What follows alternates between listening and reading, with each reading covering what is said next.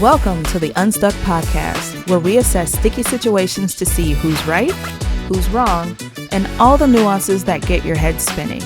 Some of these stories will hit close to home, others might not, but every episode will offer takeaways, strategies, and insights you can use in your own life. So, let's dive in. Imagine you and your wife are big horror fans and have lived in your current apartment for 4 years. Your favorite horror decoration is the Art the Clown doormat you got from Spirit Halloween. Some new neighbors move in. Their kid is completely terrified of your doormat. It gets to the point where the family is constantly turning over your doormat so that they don't have to look at it. One day, you catch them in the act. The neighbors are turning over your doormat right in front of you. A few days later, your mat goes missing. You search everywhere and finally find it in the stairwell outside the building. But how did we get here? The name of this episode is 2 for the Price of 1. Ben and Amanda are 32. They live in their apartment for 4 years and they are huge horror fans. Their favorite decoration is their Art the Clown doormat. Recently, new neighbors moved in right across from them. They have 2 kids. One is a baby and the other is around 3 or 4. Recently, Ben and Amanda started to notice 4 different times their doormat being flipped over. They know it's the neighbors because they've seen them on the footage of their Ring camera. Ben and Amanda are fine with them flipping the mat over. They just flip it back until a couple of days ago, they caught them flipping the mat in person. Ben and Amanda asked why they keep flipping the doormat over. The neighbors explained that their 3-year-old son is afraid of the doormat. But while talking, the kiddos seemed to be fine, not crying, not scared, just completely fine.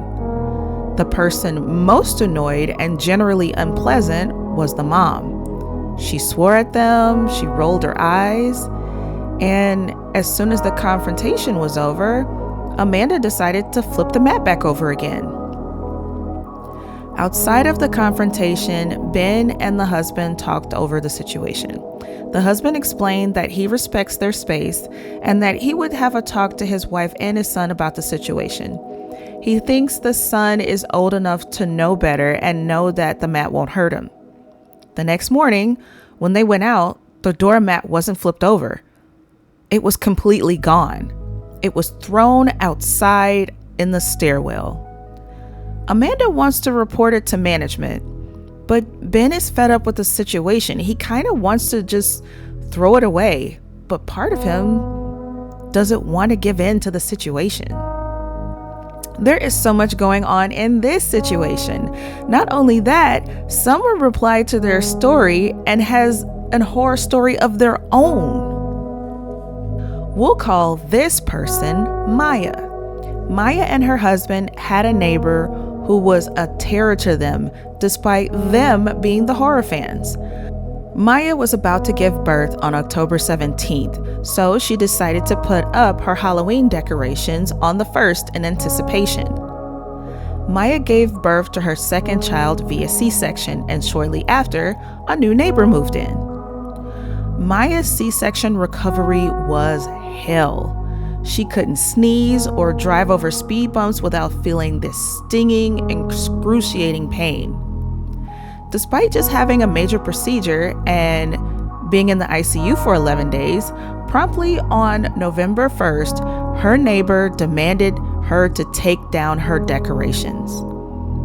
Maya laughed, which was rude, but she said that her husband would take down the decorations when he could because she just had a baby and is also responsible for her 17-month-old baby. Steamed, an hour later, the police show up saying that Maya attacked her neighbor after she asked her nicely to take down her evil decorations. Maya explained that she just had a C-section and 2 small children. She was not in the condition to attack anyone. The police cited the neighbor for a false complaint, and she thought that was the end of it. The husband wanted to file a complaint with the landlord, but Maya convinced him not to. 3 days later, the decorations were gone. The cops were called, of course, but they didn't have cameras back then because it was the 2000s. The neighbor ended up getting in trouble because a different neighbor in the building recognized Maya's more unusual Halloween decorations at the local thrift store, and also noticed that that same neighbor was the one there donating them. And here we are back at our good old friend, boundaries. So let's jump into my analysis. You would think that you learn in kindergarten how to share, accept others' differences, and not to touch other people's stuff, but I guess not. In both of these stories, boundaries were crossed as soon as another person's possessions are touched, taken down, or thrown away, and even donated. Cameras or no cameras, you should not be touching things that don't belong to you. One neighbor, though annoying, took something and purposely misplaced it. One neighbor actually committed a crime. How would they have reacted if someone did that same thing to them? In both of these situations, they ended pretty peacefully, but be aware that they didn't have to. Similar situations, even less extreme than this, has led to arrests, grudges, fights, and sometimes fatal injuries. And the saddest part is, one couple is teaching their children these exact toxic behaviors. Well, the emotions that really jump out to me are fear, entitlement, and being uncomfortable. One mom thinks she's entitled to protect her child's emotional state by doing what she did, and one person is clearly uncomfortable with Halloween decorations, so she took it upon herself to take them down. But what about the missing pieces? I feel like there's a few missing pieces from the main story, but I think in the second story, we have all of the information that we need.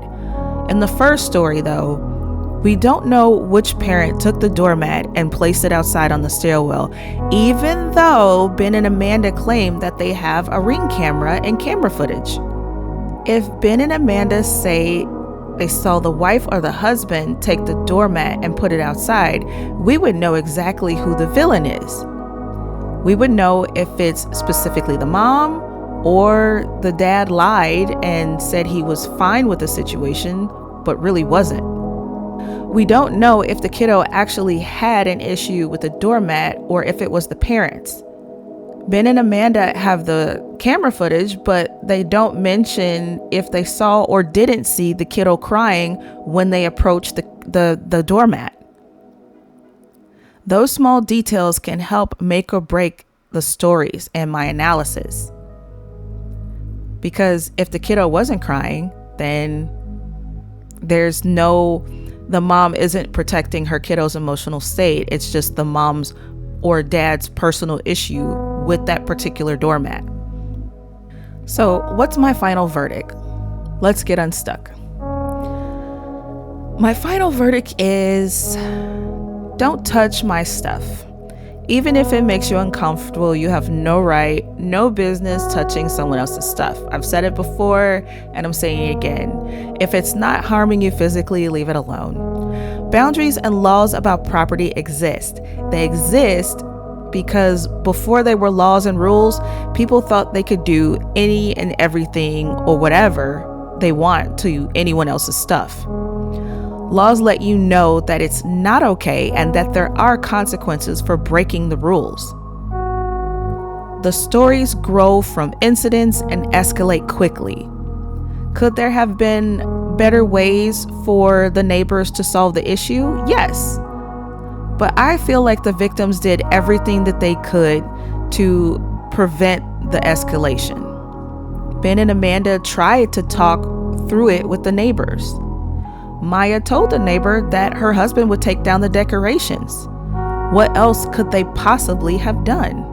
But alas, if you've been in a situation like this, I'd love to hear what you would do. Let me know in the comments below. If you like content like this, don't forget to like and subscribe.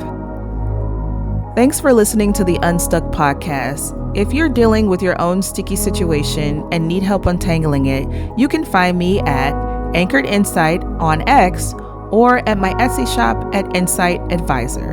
Until next time, remember, decisions don't get judged here, and we don't make pressure decisions, only decisions that are right for you.